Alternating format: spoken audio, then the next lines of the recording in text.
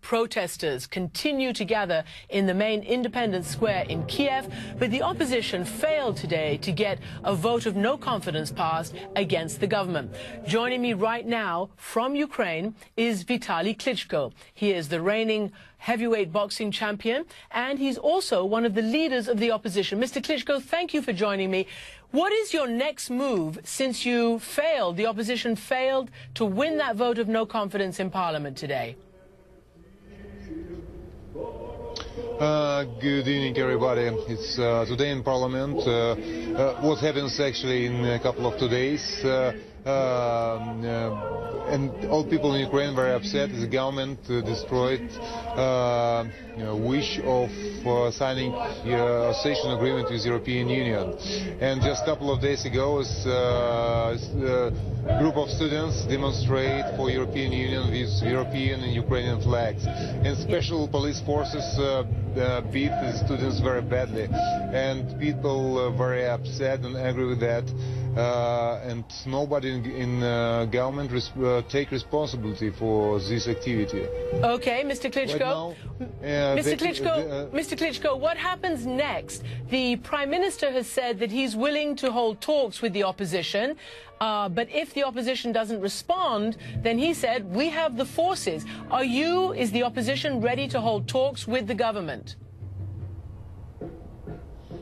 We call to the people and support his interest, and if so many people come into the street, because it's the protest most in Ukraine right now is very big.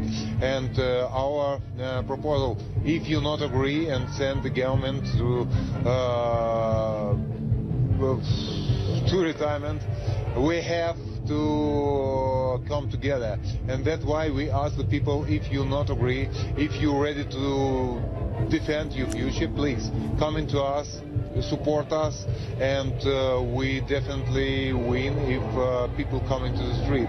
Last weekend, more than couple of 100,000 people was in the street just in the capital of Ukraine. Right, but Mr. Klitschko, you seem to be saying then that these protests will continue and you are calling on President Yanukovych and the government to step down.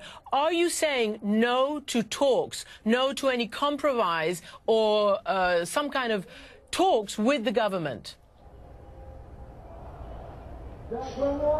We're ready to talk, but everyone, somebody have to be responsible for this activity, and it's not enough to tell just sorry, it happens. We Ukrainians don't want to live in police country. If nobody take responsibility right now, it's mean it's dictator. The next time happens exactly the same, and again a prime minister or minister of police say sorry, it happens. How many times we have to listen to that? And that's why we talk. Somebody have to take responsibility.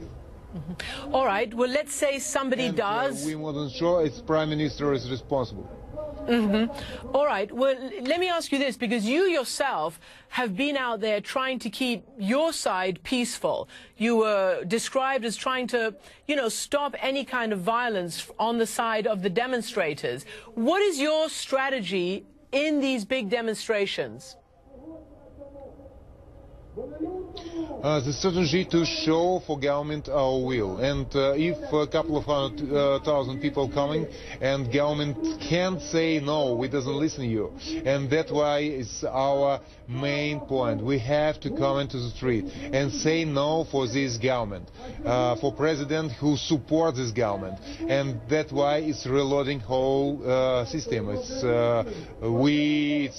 our main goal, because the system, it's painful to talk about that, but painful to listen. It's Ukraine is most corrupted country in Europe, and just a week before Vilnius, the government stopped the association agreement, and the government steal the hope of the people to make reform, to live better with European standards of life. That is main point, and that's why we call to the people, if you want to live with European standards of life, you have to come into the street and make peaceful demonstration against the government, against the politic of president. Okay, let me ask you this. Let's see, where these protests lead. But there's another issue, right? And that issue is the actions of Moscow, of President Putin. Is there a way to de-escalate this conflict and to somehow persuade Moscow that your desires to be closer to Europe does not threaten Russia, does not threaten Moscow? Have you thought about that side? We told everybody it's peaceful demonstration. We understand the geopolitical interest of our east neighbor. It's very big, but 60% of Ukrainian want to be part of European Union, and we have to defend his idea to live with European standards. Regarding Russia, it's a question what we understand is influence is very big from Russia, but influence not on the people, influence on president, and we hope he defend the interest of the people and not interest of neighbor countries. Vitali Klitschko, thank you very much indeed for joining me.